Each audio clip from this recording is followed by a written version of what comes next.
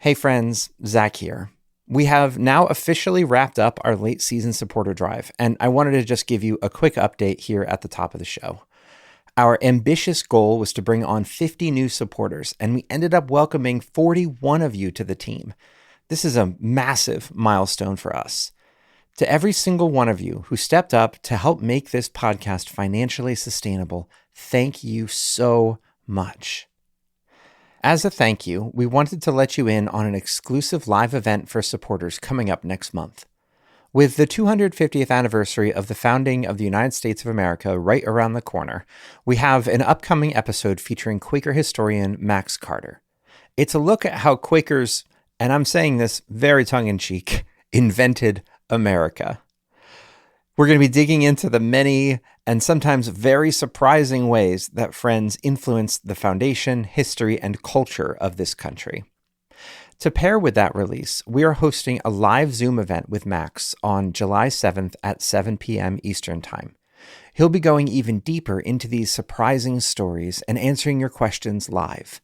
It's a perk exclusively for our podcast supporters. And if you can't make it to the live Zoom event, don't worry. We'll record the whole thing and share it with supporters afterwards. If you missed the May drive but still want to be in on this live Q&A, it's not too late. Just head over to QuakerPodcast.com and click support in the top right corner to get on the list. Thank you again for making this work possible. And now, here's today's episode.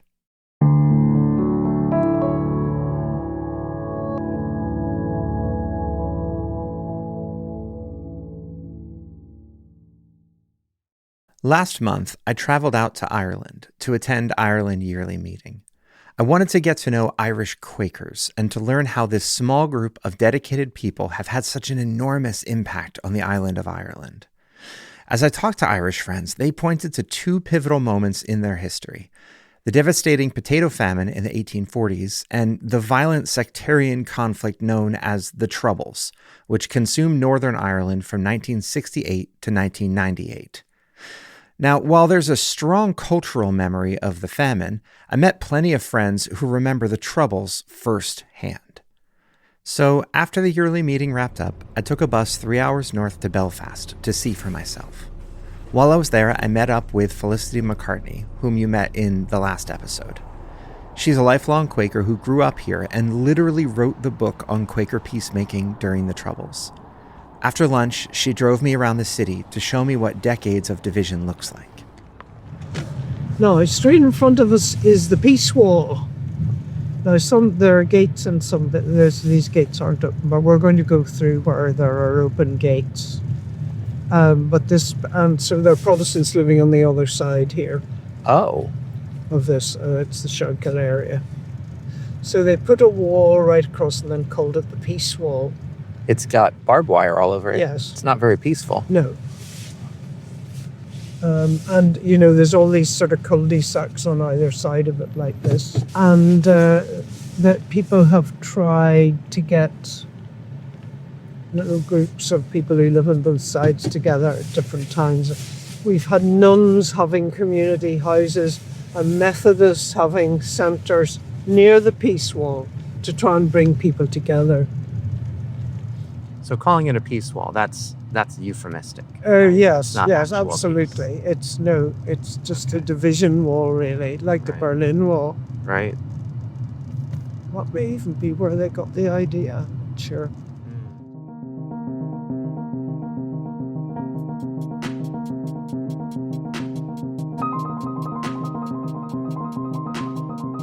The Quaker podcast. Story, spirit, sound. To understand the conflict known euphemistically as the Troubles, you have to rewind a little. For centuries, Ireland was under British rule, with Protestant settlers from England and Scotland holding much of the power and the land in the north. When the island was partitioned in the 1920s, the South gained independence, but Northern Ireland remained part of the United Kingdom. The Protestants in the North were worried that a united republic would make them underrepresented and powerless. So the border was drawn between the Republic of Ireland and Northern Ireland. But Northern Ireland remained deeply divided between Catholics and Protestants. A lot of their activities are still happening in buildings which are on one side of the community or the other. Church halls, schools, GAA halls, Orange halls. The vast majority of people in things like sport and the arts and badminton. You can do Protestant badminton or Catholic badminton in the two church halls or something like that. By the late 1960s, a Catholic civil rights movement rose up to demand basic equality. But those peaceful protests were met with violent crackdowns. By 1969, British troops were deployed, paramilitaries armed themselves, and neighborhoods were carved up into opposing factions. Protestant Unionists who wanted to remain part of Britain, and Catholic Republicans who fought for a united Ireland. For people living in Belfast, this war wasn't just something that you watched on the evening news. It was on your streets. Kate Campbell was in her early 20s at the time, working as a youth leader. I mean, Belfast is a small city, and because my area was pretty close to the town centre, if there were any bombs or anything like that going off, we could hear them. And the children would sometimes, scream or say, "Oh, my mummy's in town today," or something like that. So then there would be worry, and some would be quite tearful. And so I think me not having any experience really in terms of dealing with the situation, I don't think any of us had really. For the children that Kate worked with, the geography of their childhood was mapped in debris.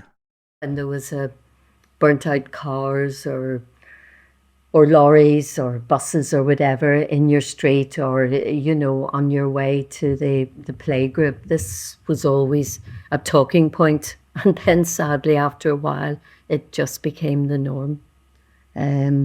Lots of broken glass, things like that, all over the streets.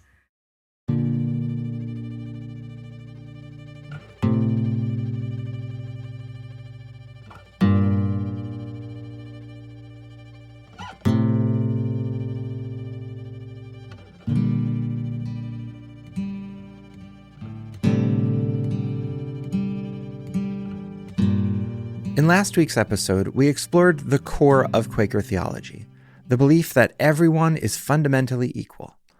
When you truly believe that there is that of God in everyone, the dividing lines of a sectarian war become meaningless. But for the rest of society, those dividing lines were everything. You were expected to pick a side, Protestant or Catholic, Loyalist or Republican, but Quakers refused. They leaned on their history of being this trusted third thing, standing in the middle and offering a hand of peace to both sides. In 1970, Felicity was in her 20s, trying to set up a summer camp for kids in a hardline Republican area called Ballymurphy. She and a friend walked into a meeting with local leaders, unsure of the reception that they'd receive. And the secretary of the organization, who was from a very Republican family and ended up in Longkesh prison, said, "We asked to work with Quakers because they helped us during the famine."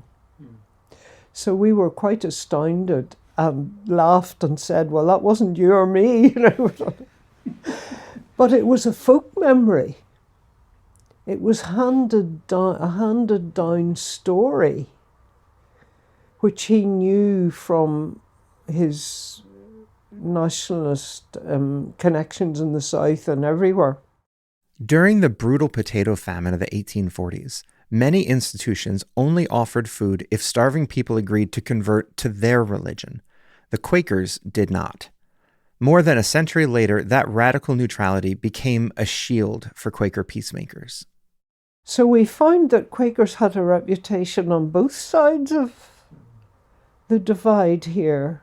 It kind of taught us a lesson that we were with a Quaker organization. We were somehow acceptable to people, not for anything we'd done, but our ancestors, people who'd been there before us had this. So I mean, it made it very good for us to be able to do these things without having to establish we were okay.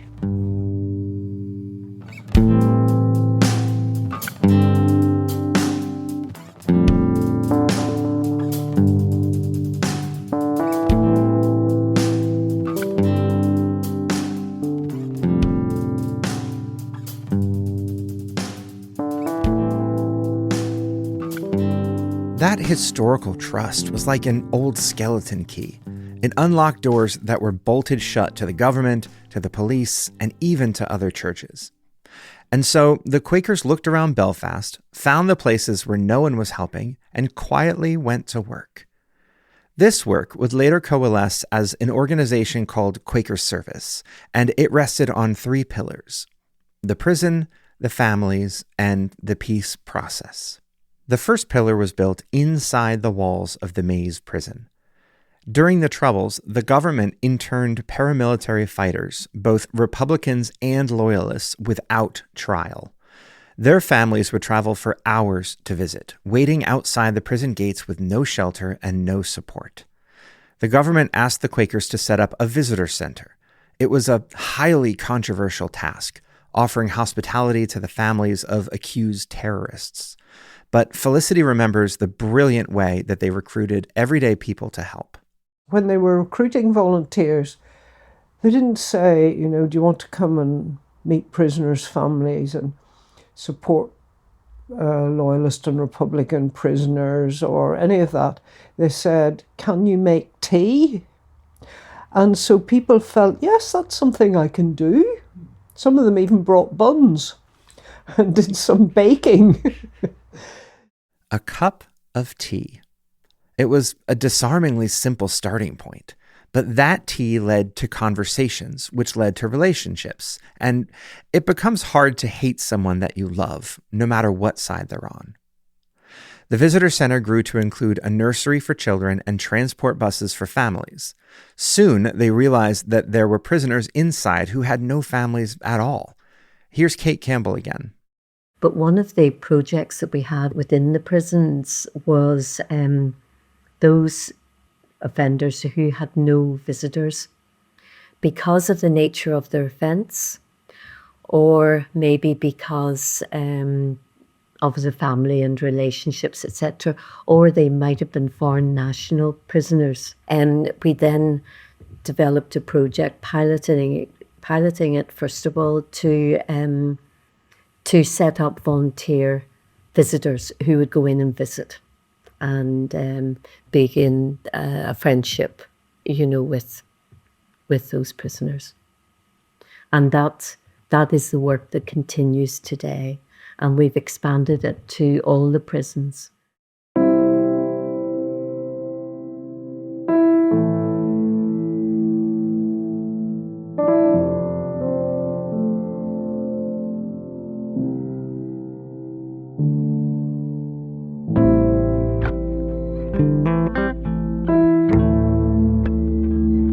While some volunteers were walking into the prisons, others were headed for the hills. The second pillar of peacemaking took place on a mountain overlooking the divided city. The location of the cottage meant that there were 2 roads that you could come up. One from a predominantly Protestant Unionist area and one from a predominantly Catholic Republican Nationalist area. So offering that on a cross-community basis, offering that provision, if you like, it was really important that we could offer it on a cross-community basis. This was Quaker Cottage, a family center for mothers and children who were buckling under the trauma of the conflict. In a society where neighborhoods were painted in tribal colors and walls literally divided Catholics from Protestants, the cottage was a rare sanctuary, a place where you didn't have to be Catholic or Protestant. You could just be a mother. These were families that would have had quite severe disadvantages, trauma in the family. There may be various forms of alcohol and drug dependency, etc. So they were families with an awful lot of complex problems. So the mothers met, but also the children then had staff to look after them, and talking about child rearing and child practices and difficulties and all sorts of things. And the mothers really, would have bonded. So that was really very crucial work that happened at a time when there was not any other provision. Tea for the prisoners, a cottage for the families. But the third pillar of Quaker peacemaking tackled the conflict at its root. They called it Quaker House. For decades, it served as a secret diplomatic backchannel, a quiet living room in South Belfast where politicians, paramilitary leaders, and rival church officials could sit down and talk together off the record. The work was so sensitive and secretive that the official records of these meetings remained locked away for at least the next 30 years. In a country where you couldn't even trust your own neighbors, the only people with the social capital to host these secret meetings were the Quakers. It befriended and offered a place to meet for a whole range of people, politicians, church leaders, community groups, other peace groups, and just invited people around for lunch and chatted to them and listened to what their problems were and tried to follow what was happening in Northern Ireland as a whole. If there were any protests or difficulties anywhere, they would be there, perhaps alongside others, trying to listen and see if there was something they could do. But it was very good to have that safe space, and having that confidentiality as well was absolutely crucial at times for people to be able to speak freely or meet, but could not do it in public.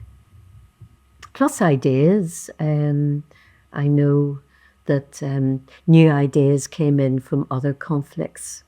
And so there was very much a contribution, by Quaker House to broadly conflict resolution, mediation, etc., etc. By 1999, that back-channel diplomacy, combined with decades of grassroots peace building, finally bore fruit. The Good Friday Agreement was signed. The official war was over. But peace treaties are signed on paper. Peace itself has to be built on the ground. And as the dust settled, the people of Belfast looked around and realized that the hardest work was just beginning. More on that after the break.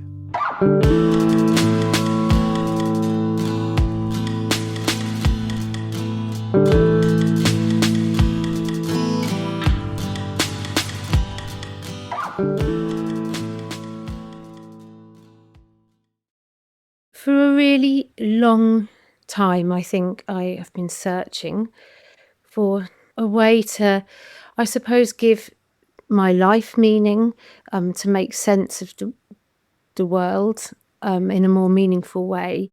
That's Lottie Blunden. She lives on the east coast of England, and her journey to finding that meaning was born out of a profound, unimaginable loss.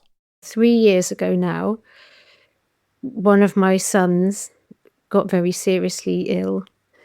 He had a brain tumour. And then the doctor said, which I wasn't expecting, there's nothing that we can do. We can't do anything else. And your son will die. In the years after her son's death, Lottie searched for meaning. And one day, she noticed a book about Quakers that had been sitting unread on her shelf for almost a decade. I came across a Quaker book and read it and thought, hang on, these Quakers have got loads of ideas that seem to chime with what I really feel is really important. From there, she found the Quaker podcast. I kind of binge listened, and when I found the podcast, I just to hear other people's voices, other people that were negotiating or had negotiated like a spiritual path. Having been encouraged by the stories on the podcast, she felt a small voice urging her to actually step inside a Quaker meeting house. She went during the anniversary of her son's passing. For nearly the whole hour, I was just crying very quietly, just silently, just tears were coming, and I just sat.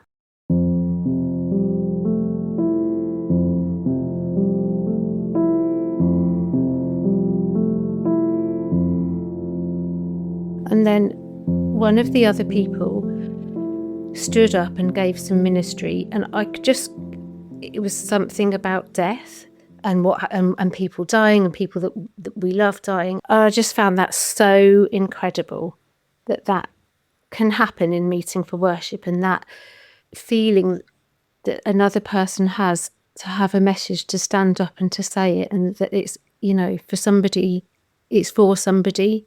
And I felt that it was for me, and that was just amazing, really. Lottie told me that the podcast is especially helpful these days when her work schedule doesn't allow her to get to meeting. So I asked her why she decided to become a monthly supporter. I just felt it was important to kind of recognise that and to think, actually, it's really useful and helpful to me, and it can't just run by itself. It needs a community of supporters. That's really important. Otherwise, how can it carry on? Because there's quite a lot of content of would you consider being a supporter? And then I was just listening to that and just thought, actually, this message is not just for everybody else. This is for me as well. And I can't afford to give loads and loads, but I could actually afford to give something, because I think it is really important. This show only exists because of the community behind it. So if this podcast has been a companion on your own journey, please consider helping us to sustain it. Just go to QuakerPodcast.com and click support in the top right. That's QuakerPodcast.com. And now, back to the show.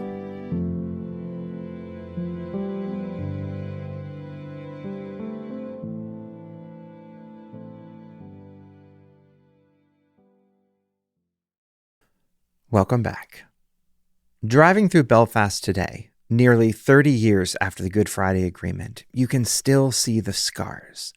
The peace walls haven't come down between neighborhoods. The gates are still locked at night.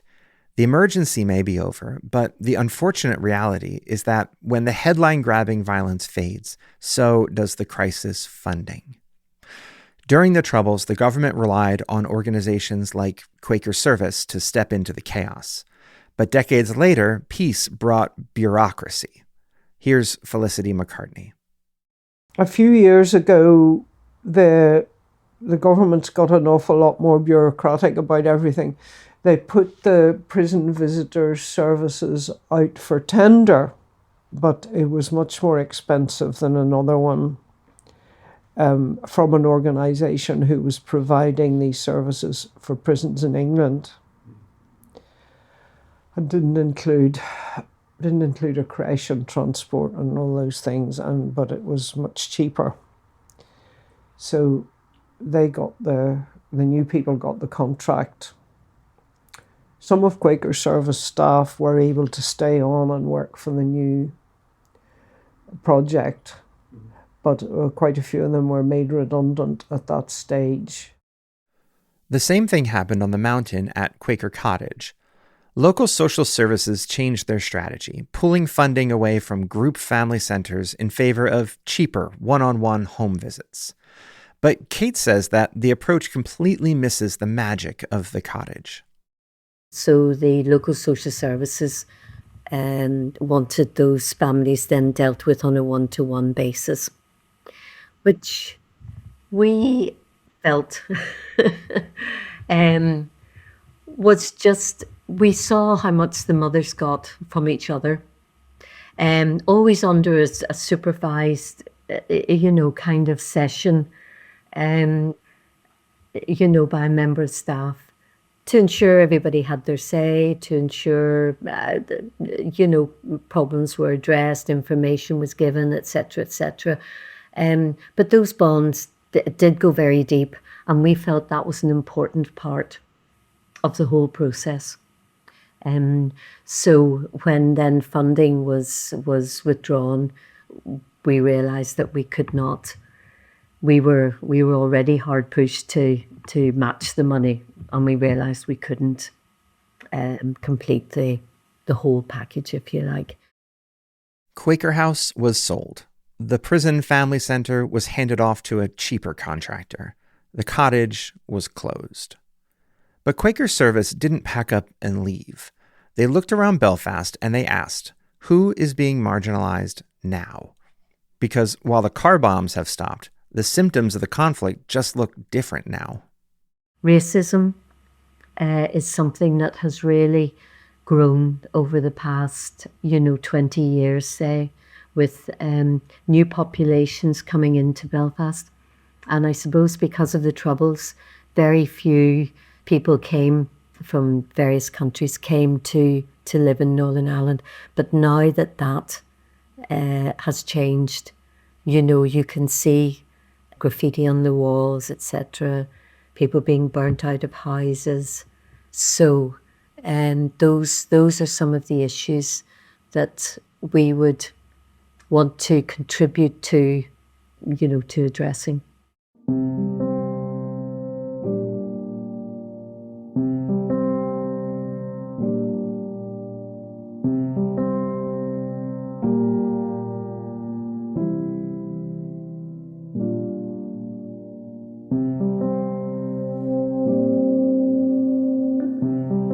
To meet this new crisis, Quaker Service moved their headquarters to the Frederick Street Meeting House in North Belfast. And just as they did, the neighborhood around them began to physically transform. Felicity took me there to show me how the neighborhood is changing. Well, these big buildings up here, you see the big building? Yeah. That's the University of Ulster moving into the area. Oh, okay. They've moved from out of town to have most of their campus in this area. And they have built student accommodation for 5,000 students. Wow. And there weren't any students living here before that. So Frederick Street Meeting House is going to be surrounded by university buildings. Felicity took me inside the Frederick Street Meeting House, which now also houses the Quaker Service offices. The worship space is perfectly round, with windows that open to the city. It felt appropriate for the work that they've been doing for the past 60 years, getting diverse and often opposing groups of people in a room and creating a space where they could look each other in the eyes. They see this moment as another sort of opportunity where they can open their doors to the rapidly changing neighborhood around them and offer that famous Irish hospitality that we talked about in last week's episode. And they've now got a group for overseas students happening once a month. They meet here and have a shared meal, which they all contribute. Yeah, so now they do lots of other types of activities and discussions and things too. But it gives people somewhere to go, because quite often overseas students can be a bit lost. Alongside the students, the meeting house now hosts the Friendship Group, which provides free meals and community for refugees, many of whom come from the same countries that the students are from. 50 years ago, peacemaking meant pouring a cup of tea for the isolated families of paramilitaries. Today, it means sharing a hot meal with an isolated immigrant who has nowhere else to go. It's hospitality as a radical act of peace.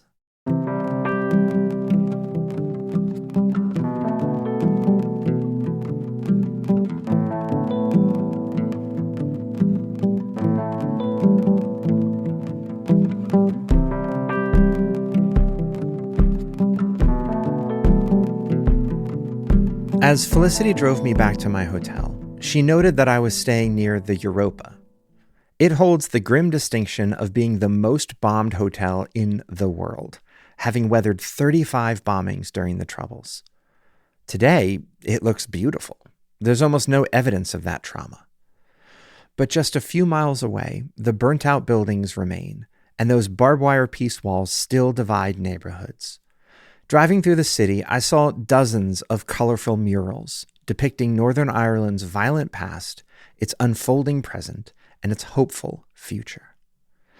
And I couldn't help but reflect on how we tell history. We talk about the leaders, the politicians, and the inspirational speakers as if they are the ones who forged the future. But really, it's 1,000 acts of hospitality.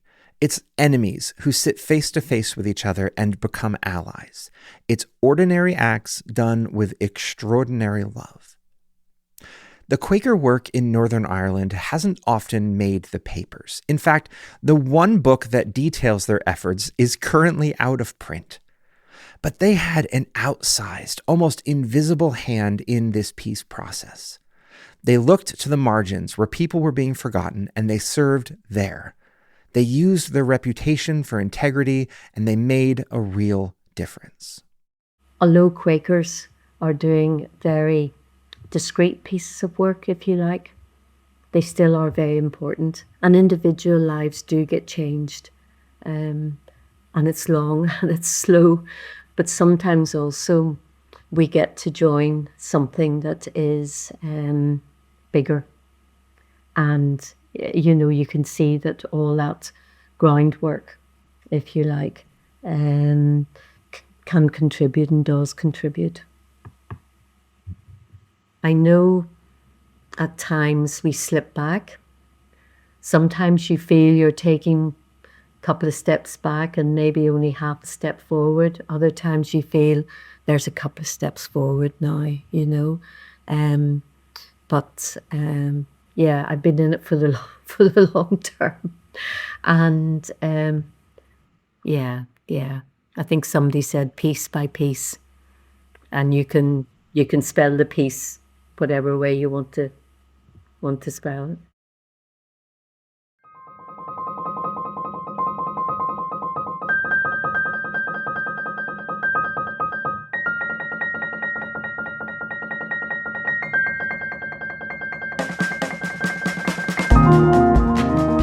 Thank you so much for joining us on this journey through Belfast today. And a very deep thank you to our guides, Felicity McCartney and Kate Campbell. If today's story left you reflecting on how you might build peace in your own community, we have some discussion questions, a full transcript, and links to more resources at QuakerPodcast.com. This episode was hosted, produced, and edited by me, Zach Jackson. John Watts wrote and produced the music. The Quaker Podcast is a part of The Quaker Project. We are a nonprofit Quaker media organization dedicated to shining a light on these stories of spiritual courage. Just like the peace builders we talked about today, our work relies on a community of people who believe in what we are doing. If you've been moved by the stories that we shared, please consider joining us as a monthly supporter. You can go to QuakerPodcast.com and click support in the top right corner. It takes less than 5 minutes, and we are so incredibly grateful for your partnership. And now, as we close our time together, we leave you with your daily Quaker message, as read by Irish friend Rose Tobin. Dan Seeger, 2018. To the extent that the blessing of peace is achieved by humankind, it will not be achieved because people have outraced each other in the building of armaments, nor because we have out-debated each other with words, nor because we have outmaneuvered each other in political action, but because more and more people in a silent place in their hearts are turned to those eternal truths upon which all right living is based. It is on the inner drama of this search that the unfoldment of the outer drama of history ultimately depends.